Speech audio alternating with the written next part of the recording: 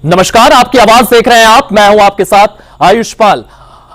आपकी आवाज में आज बात धर्मांतरण के मामले को लेकर के, छांगुर बाबा को लेकर के। आपको बता दें कि धर्मांतरण का मास्टरमाइंड जलालुद्दीन और छांगुर बाबा से एटीएस लगातार पूछताछ कर रही है। रोज नए खुलासे सामने आ रहे हैं। जलालुद्दीन का काला कारोबार लगातार बेपर्दा हो रहा है। एटीएस ने लगातार इस मामले को लेकर के छानबीन की जा रही है। धर्मांतरण के मामले को लेकर के एटीएस की ओर से छानबीन की जा रही है। तमाम तथ्य सामने आ रहे हैं। इंटरनेशनल साजिश का भी यहां पर खुलासा हुआ है। 100 करोड़ का लेन देन जो है वो भी सामने आया है। और क्या कुछ इस पूरे मामले को लेकर के चीजें सामने आ रही हैं, इसी को लेकर के ये रिपोर्ट देखिए।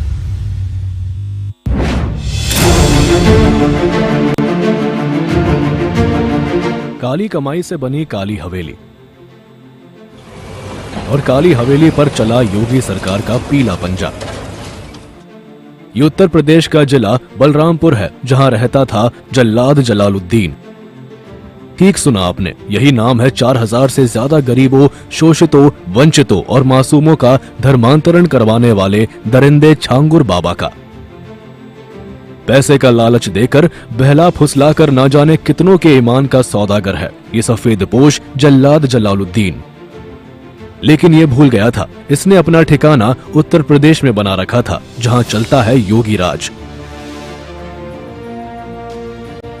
जहां प्रशासन की मुस्तैदी ऐसी है कि गुंडे माफिया या तो मिट्टी में मिला दिए गए या फिर उत्तर प्रदेश छोड़ गए। जो रह गए उनका हाल जलालुद्दीन की तरह अपने आखिरी दिन गिन रहा है। दरअसल एटीएस ने जब ये छांगुर बाबा उर्फ जलालुद्दीन पर शिकंजा कसा है, तब से रोज नए नए खुलासे हो रहे हैं। महज 7वीं पास इस छांगुर बाबा ने कुछ लोगों के साथ मिलकर विदेशी फंडिंग के सहारे धर्मांतरण का बड़ा नेटवर्क खड़ा कर दिया। इंडो नेपाल बॉर्डर के उतरौला कस्बे से संचालित ये सिंडिकेट अब एटीएस और एसटीएफ की जांच के घेरे में है। जलालुद्दीन उर्फ छांगुर बाबा, नवीन रोहरा उर्फ जमालुद्दीन और नीतू रोहरा उर्फ नसरीन, इन 3 मुख्य चेहरों ने करोड़ों की फंडिंग के दम पर बलरामपुर से पुणे तक कई प्रॉपर्टीज खरीदी और धर्मांतरण का जाल तैयार किया। छांगुर बाबा के गिरोह द्वारा काफी समय से धर्मांतरण लगातार कराया जा रहा था। इसके लिए हनी ट्रैप्स का प्रशासनिक दबाव बनाना, नाबालिगों को अपने इन्फ्लुएंस में लेना, तरह तरह से ऐसे लोगों का इस्तेमाल करना जिनका इन्फ्लुएंस आसानी से समाज में है, उनका इस्तेमाल करके धर्मांतरण कराया गया। और इसके लिए काफी बड़ी मात्रा में फॉरेन फंड्स भी प्राप्त किए गए। धर्मांतरण के लिए एक रेट कार्ड थे जो इनके एजेंट्स को धन दिया जाता था, काफी बड़ी अमाउंट में था। जो फॉरेन फंडिंग हुई वो लगभग 40 अकाउंट्स में आई। इन सभी अकाउंट्स की जानकारी एटीएस को है। किन स्रोतों से यह धन प्राप्त हुआ उसके बारे में एटीएस लगातार जानकारी प्राप्त कर रही है। जो भी धन का इस्तेमाल यहाँ किसी प्रॉपर्टी के एक्विजिशन में, इलीगल एक्विजिशन में किया गया है, उन सभी प्रॉपर्टीज को या तो कानूनी प्रावधानों के तहत जब्त किया जाएगा अथवा उन्हें नेपाल बॉर्डर के काफी करीब है और नेपाल बॉर्डर पर डेमोग्राफिक चेंजेस के प्रयास काफी समय से नोन है। ये इस बड़े प्रयास का हिस्सा हो सकता है। आपको बता दें कि छांगुर बाबा ने लव जिहाद के लिए शिजर-ए-तैयबा नामक किताब छपवाई थी। जब एटीएस किताब में लिखे शब्दों की बातों की छानबीन कर रही है, कहा जा रहा है कि छांगुर बाबा इसी किताब के जरिए लोगों को लव जिहाद के लिए उकसाता था। एटीएस की जांच में यह भी सामने आया है कि छांगुर अपने साथियों से बातचीत में कोड वर्ड्स का इस्तेमाल करता था। इन कोड वर्ड्स में लड़कियों को प्रोजेक्ट, जबकि धर्मांतरण को मिट्टी पलटना और ब्रेन वॉश को काजल करना कहा जाता था। इतना ही नहीं, छांगुर के कोड वर्ड्स में निकाह का वादा करने के बाद धर्मांतरण और नया जीवन शुरू करने की शर्तें बताई जाती थी। आर्थिक लालच और विदेश भेजने का सपना दिखाकर लड़कियों और युवाओं को निशाना बनाया जाता था। वही युवाओं को इस्लामी पढ़ाई, विदेश में नौकरी के साथ ही नेपाल और खाड़ी देशों के संपर्कों का हवाला भी देकर उन्हें लुभाया जाता था। पूरे पूर्वांचल में जलालुद्दीन उर्फ छांगुर के 4 करीबी कई जिलों में अवैध धर्मांतरण कराते थे। इन चारों के खिलाफ पहले ही आजमगढ़ में देवगांव थाने में 25 मई 2023 को मुकदमा दर्ज हो चुका है। एफआईआर में कुल 18 लोग नामजद है, जिसमें छांगुर के करीबी मोहम्मद सबरोज, रशीद, शहाबुद्दीन और रमजान शामिल है। यानी एटीएस थाने में दर्ज नई एफआईआर में भी इन चारों को नामजद किया गया है। मामले में आजमगढ़, मऊ, गोंडा और जौनपुर के कई अन्य आरोपी भी शामिल है, जिनसे गहनता से पूछताछ चल रही है। एक बात तो तय है कि जलालुद्दीन उर्फ छांगुर बाबा के सहयोगी चाहे कहीं भी छुपे हो, अब उनका बचना नामुमकिन है। नाथ ने भी कहा है कि आरोपी जलालुद्दीन की गतिविधियां न केवल समाज के बल्कि राष्ट्र के भी विरुद्ध है। ब्यूरो रिपोर्ट, सूर्य समाचार।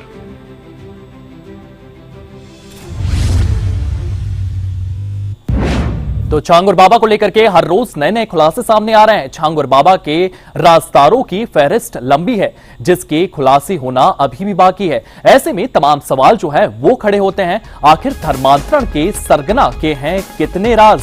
इसी के साथ साथ जलालुद्दीन और छांगुर बाबा के आखिर कितने हैं राजदार? जलालुद्दीन के कितने राज से पर्दा उठना अभी भी बाकी है। इसी के साथ साथ आपको बता दें कि पूर्वांचल के कितने जिलों में धर्मांतरण का ये पूरा के पूरा कारोबार रैकेट फैला हुआ है।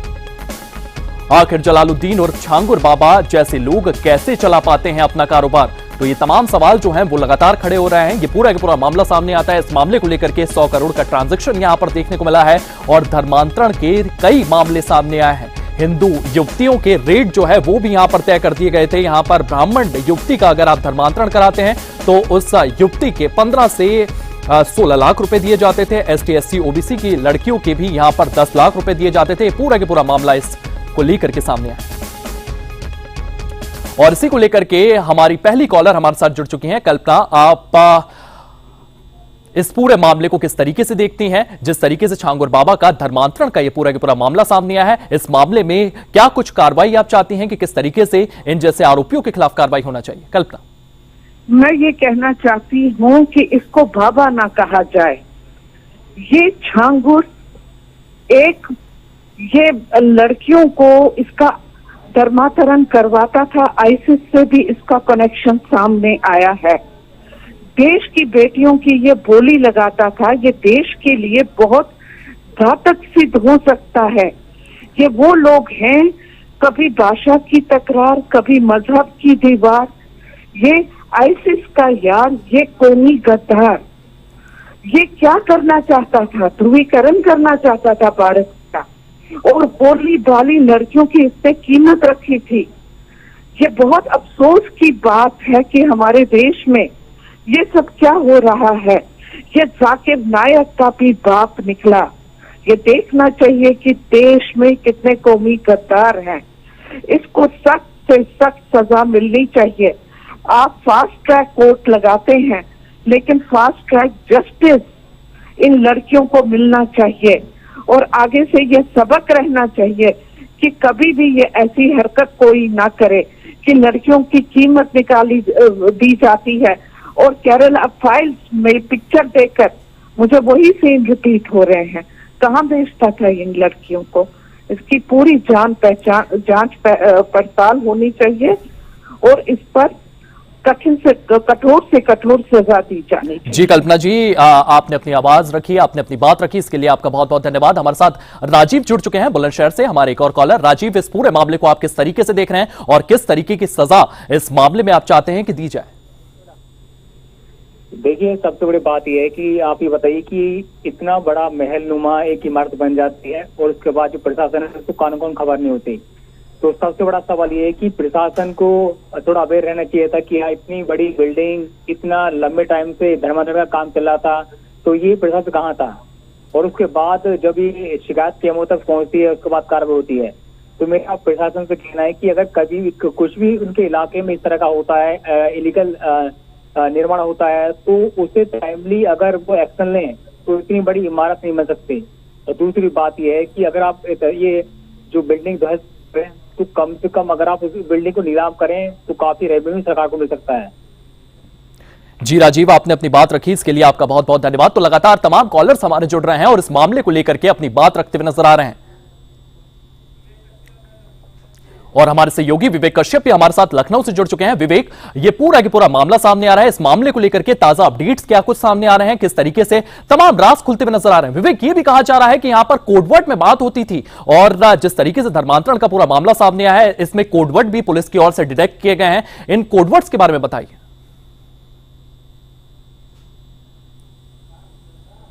गया यूपी एसटीएफ ने अपनी कस्टडी में लिया इसको पूछताछ के लिए, जिसके बाद कल इनके गांव को लेकर गया था बलरामपुर, जहां पर यूपी एसटीएफ के तमाम जो अधिकारी थी उन्होंने लोगों से बातचीत भी की और साथ ही किस तरह से ये सरगना पूरे देश में फैला उसको लेकर भी कहीं ना कहीं जो सबूत है जो इकट्ठा किए जा रहे हैं। ऐसे में डीजीपी राजीव कश्यप का भी कहना है कि हम पूरी जानकारी और छानबीन कर रहे हैं और जब तक जांच पड़ताल चल रही तब तक किसी भी प्रकार के नतीजे पे आकर कहना कुछ सही नहीं होगा। और साथ ही उन्होंने ये भी कहा है कि जो भी इसमें दोषी है जो धर्मांतरण मामले में, चाहे वो फाइनेंशियल तरीके से हो या फिर अन्य तरीके से सहयोग कर रहे हो धर्मांतर कराने के लिए, तो उनके खिलाफ सख्त से सख्त कार्रवाई की जाएगी। और साथ ही आपको बता दें कि इसमें 3 तरह के कोडवर्ड यूज किए जाते थे, जैसे कि ब्रेन वॉश करने के लिए अलग कोडवर्ड था, धर्मांतरण के लिए मट्टी पलटना जैसा कोडवर्ड था, और जो जब लड़कियों के लिए नाम उनका प्रोजेक्ट के नाम से उनको संबोधित करते थे कि अगर किसी लड़की का धर्मांतरण कराना। जी विवेक, आप हमारे साथ बने रहिएगा। माफी के साथ आपको रुकना चाहूंगा। हमारे साथ हमारे एक और कॉलर जुड़ चुके हैं, अमन हमारे साथ जुड़ चुके हैं। अमन, इस पूरे मामले को लेकर के आपकी क्या कुछ राय है? छांगुर बाबा का जिस तरीके से धर्मांतरण का पूरा मामला सामने आया है, इस पर आपकी राय? सर, मैं तो कहना चाहूंगा ऐसे लोगों पे कड़ी से कड़ी कार्रवाई होनी चाहिए और ऐसे लोग यूपी में सर बहुत सारी जगह फैले हुए हैं, तो जो सरकार है उन पे भी ध्यान देना चाहिए और इनके नेटवर्क का जितना ज्यादा खुलासा हो सके और लोगों को भी पकड़ना चाहिए और ऐसे लोगों को इतनी कड़ी सजा देनी चाहिए ताकि ये कार्य करने से पहले दोबारा भी सोचें। और बहुत मतलब ऐसे बहुत सारे रैकेट ये लोग चलाते हैं और ये लोग जो है धर्म के नाम पे भड़काते हैं लोगों को। सर जी अमन, आपने बात रखी और लगातार इस मामले को लेकर के हमारे तमाम दर्शक जो हैं वो अपनी राय रखते हुए नजर आ रहे हैं और हमारे साथ शांतिलाल जुड़ चुके हैं, हमारे एक और कॉलर बाली से जुड़ चुके हैं, उनसे मैं जानना चाहूंगा। शांतिलाल, इस पूरे मामले को लेकर के आपकी क्या कुछ राय है? धर्मांतरण का जिस तरीके से ये पूरा खेल चल रहा था, इसमें आपकी क्या राय है और किस तरीके से छांगुर बाबा के खिलाफ सरकार को कदम उठाना चाहिए? ये मनमानी इसलिए चल रही है कि डॉक्टर बाबा साहब अम्बेडकर जी हिंदू कोड बिल ला रहे थे कि सब समाज एक समान है। अगर उसको एक समाज पूरा समाज बन गया होता तो ये बाबाओं की दुकानें अभी चलती नहीं थी, कब की बैन हो गई होती, क्योंकि सारे शास्त्रों को ज्ञान लेके संविधान लिखा गया। संविधान में इन चीजों का कहीं भी नहीं है कि कोई बाबा कछुआ दे के ताबीज दे के उससे कोई इंसानों के अंदर कोई परिवर्तन आएगा कि कुछ सफलता मिलेगी। सफलता सिर्फ ज्ञान से मिलेगी। ये लोग क्या मुसलमान और गरीब बोलते, भारत में गरीब है तो लोग चंदा देते और ये चंदा गरीबों तक तो नहीं पहुंचाते। उससे क्या है, ये लोग कुछ गिने चुने लोग लेके मीटिंग करते कि इसमें से तू भी खा मैं भी खाता और कुछ इस्लाम के नाम पे प्रचार करते और लोगों को मूर्ख बनाते। धन आता है तो फिर मस्ती आती है, मूर्ख बनाने की नई नई कला उत्पन्न होती है। तो ये जितने भी बाबा है उनके ऊपर बैन लगा दिया जाए। अभी आसाराम बापू का ही देख लीजिए, ये कर्नाटक के कोई चीना स्वामी थे तो वेश्याओं का बाजार चलाते थे अंडरग्राउंड में बाबा होने के बाद। और राम रहीम जी ने भी संतों का होने के बाद भी बच्चियों का शोषण किया, आसाराम जी ने भी बच्चियों का शोषण किया और कितने बाबाओं का आपको मैं इस चैनल पे नहीं बता सकता हूँ। तो ये सारे बाबा ज्ञान नहीं बांटते, ये लोगों को मूर्ख बनाते हैं। इसलिए इन दुकानों के फौरन बैन लगा दिया जाए। अगर आपको ज्ञान ही बांटना है तो आप निस्वार्थ ज्ञान। जी शांतिलाल जी, आपने अपनी बात रखी, इसके लिए बहुत बहुत धन्यवाद। हमारे साथ हमारे एक और कॉलर जुड़ चुके हैं, चंद्र प्रकाश कुरुक्षेत्र से हमारे साथ जुड़ चुके हैं, उनसे जानना चाहेंगे कि इस पूरे मामले को लेकर के उनकी क्या कुछ राय है। ये कहना चाहता हूँ कि आसाराम बापू और राम रहीम के नाम लेकर के और उनकी तुलना छांगुर से करना, छांगुर एक वैश्य आदमी है, वो तो देश के हितों का ध्यान ही नहीं रखा, वो अपने हितों का ध्यान रख रहा है। 40 कमरे का उसने महल बनाया, किसके आधार पर? अगर यही कार्य अगर किसी हिंदू महात्मा के द्वारा किया गया होता तो सारे जितने दुनिया भर के टीवी चैनल है वो छाती पीटते। मैं ये कहना चाहता हूँ कि आसाराम बापू एक संत थे, हैं और रहेंगे। उनके साथ क्या हुआ, इतने बड़े वकील सुब्रमण्यम स्वामी जैसे केस हार गए। कारण क्या है कि उनको इस ढंग से फंसाया गया कि वो जो है इस लाइन से निकल ही ना पाए और जोधपुर जेल में सड़ सड़ के मर जाए। मैं ये कहना चाहता हूँ कि इसी की तुलना दूसरे संत से करना, एक संत हिंदू संत के ऊपर बोलना मेरे हिसाब से तो गलत है। धन्यवाद। जी चंद्र प्रकाश जी, आपने अपनी बात रखी, इसके लिए आपका बहुत बहुत धन्यवाद। तो लगातार जलालुद्दीन और छांगुर बाबा को लेकर के तमाम प्रतिक्रियाएं आप सुन रहे हैं। लगातार देश भर से तमाम कॉलर्स जो हैं वो अपनी राय इस पूरे मामले को लेकर के देते हुए नजर आ रहे हैं। विवेक हमारे साथ लगातार जुड़े हुए हैं, हमारे सहयोगी। विवेक का जिस तरीके से ये पूरा का पूरा मामला सामने आया है, कोडवर्ड्स का यहां पर जिक्र किया गया है, इसी के साथ साथ विवेक ये भी बात कही जा रही है कि बाहर से भारी भरकम फंडिंग हो रही थी, बाहर के इशारे पर यहां पर ये पूरा का पूरा रैकेट चल रहा था। जी बिल्कुल, आपको बता दें कि आज इसका खुलासा खुद डीजीपी के स्टेटमेंट ने बताया कि 100 करोड़ की फंडिंग थी और साथ ही 40 बैंक खाते थे और साथ ही जिन लोगों के 40 बैंक खाते थे उनके खिलाफ पूरी लिस्टिंग की गई है और वो लोग कहाँ के रहने वाले हैं पूरी डिटेल बैंक से निकलवाई जा रही है। और साथ ही खासकर जो फंडिंग कर रहे थे वो किस इस्लामिक कंट्री से फंडिंग की जा रही थी उसको लेकर भी उन्होंने कहा कि कहीं ना कहीं जो भी इसमें दोषी उनके खिलाफ सख्त कार्रवाई की जाएगी। आपको बता दें कि छांगुर बाबा 3 तरीके से लड़कियों को फंसाता था। जैसे कि कोई गरीब तबके की लड़की है तो उसको पैसे का लालच देकर धन परिवर्तन कराते थे। दूसरा लव जिहाद कराकर कि लव जिहाद में पैसा देकर लव जिहाद के थ्रू धर्मांतरण करते थे। और तीसरा जो कि सबसे ज्यादा कहीं ना कहीं खराब बात कही जा सकती थी, मुकदमे में फंसाकर, झूठे मुकदमे में फंसाकर लड़कियों को डराकर धर्मांतरण कराया जाता था और तीनों तरह से लड़कियों को बहला फुसलाकर ब्रेन वॉश करके और उनका धर्मांतरण कराया जाता था। और आपको ये भी बता दें कि कहीं ना कहीं हर लड़कियों के रेट भी तय थे, चाहे वो ब्राह्मण क्षत्रिय हिंदू लड़कियों के रेट 15 से 16 लाख रुपए थे, ओबीसी समाज की लड़कियों के रेट लगभग 10 से 12 लाख रुपए थे और एसटी समाज। जी विवेक, माफी के साथ आपको रोकना चाहूंगा, हमारे एक और कॉलर हमारे साथ जुड़ चुके हैं, नागेंद्र नेगी मंडी से हमारे साथ जुड़ चुके हैं। नागेंद्र जी, आप किस तरीके से छांगुर बाबा और धर्मांतरण के इस पूरे मामले को देख रहे हैं? सर नमस्कार, मैं हिमाचल प्रदेश के सरकाघाट मंडी से नागेंद्र सिंह नेगी बोल रहा हूँ। सर बहुत अफसोस होता है कि ये इतने अवैध तरीके से धर्मांतरण करवा करके और राष्ट्र विरोधी गतिविधियों में ये सम्मिलित होते हैं तो हमारी सीआईडी और दूसरी फोर्सेस क्या करती हैं सर? इस तरह तो ये ऐसे लोग जो इस तरह से कोई आईएसआई से जुड़े हुए हैं, कोई पाकिस्तान को खुफिया जानकारी देते हैं और इतने अपराधियों के खिलाफ अंत में जाकर के उनके काले कारनामों का कच्चा चिट्ठा खुलता है।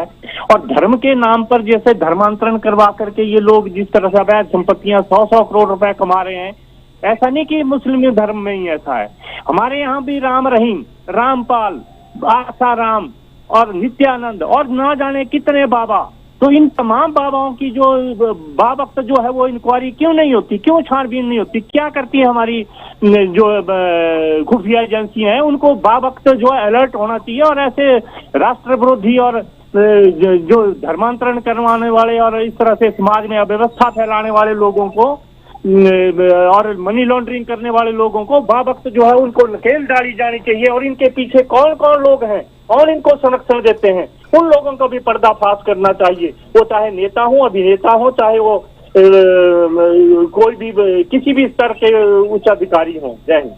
जी नागेंद्र जी, आपने अपनी बात रखी, इसके लिए बहुत बहुत धन्यवाद। तो लगातार तमाम कॉलर्स को आप इस मामले को लेकर के सुन रहे हैं और लगातार यहां पर धर्मांतरण के तमाम मामले सामने आए थे। 4000 से ज्यादा मामले यहां पर देखने को मिले हैं। जलालुद्दीन और छांगुर बाबा ने लगातार यहां पर धर्मांतरण कराए हैं और इसको लेकर के अब परत दर परत खुलती हुई नजर आ रही है।